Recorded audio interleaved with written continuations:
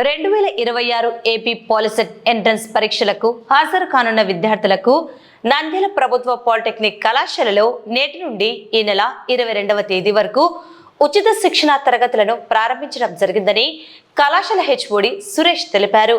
ఈ తరగతులు ఉదయం 9:30 గంటల నుండి మధ్యాహ్నం 12:30 గంటల వరకు నిర్వహిస్తున్నట్లు ఆయన తెలిపారు. ఈ అవకాశాన్ని విద్యార్థులు సద్వినియోగం చేసుకోవాలని కోరారు.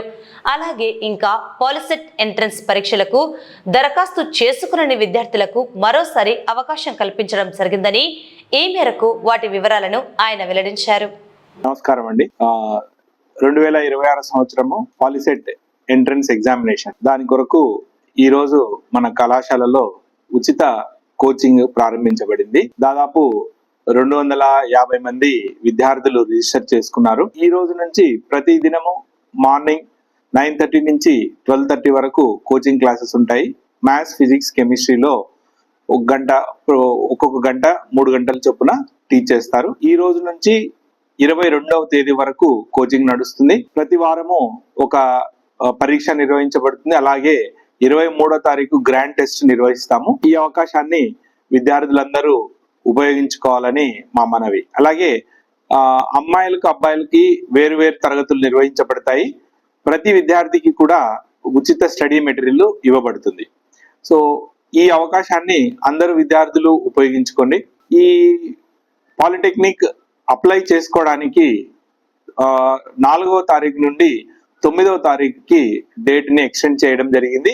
దీని తర్వాత మరి ఎక్స్టెన్షన్ ఉండదు. కాబట్టి అందరూ ఇంకా ఎవరైనా అప్లై చేయని విద్యార్థులు ఉంటే, ఎస్సీ విద్యార్థులు అయితే 100 రూపాయలు, ఎస్సీ ఎస్టీ విద్యార్థులు 100 రూపాయలు, మిగతా వారు 400 రూపాయలు ఫీజు చెల్లించి appoliset.ap.gov.in సైట్ లో మీరు రిజిస్టర్ చేసుకోవాల్సిందిగా మా మనవి. ఈ పాలిసెట్ 2026 పరీక్ష 25వ తారీఖు ఏప్రిల్ నిర్వహించబడుతుంది.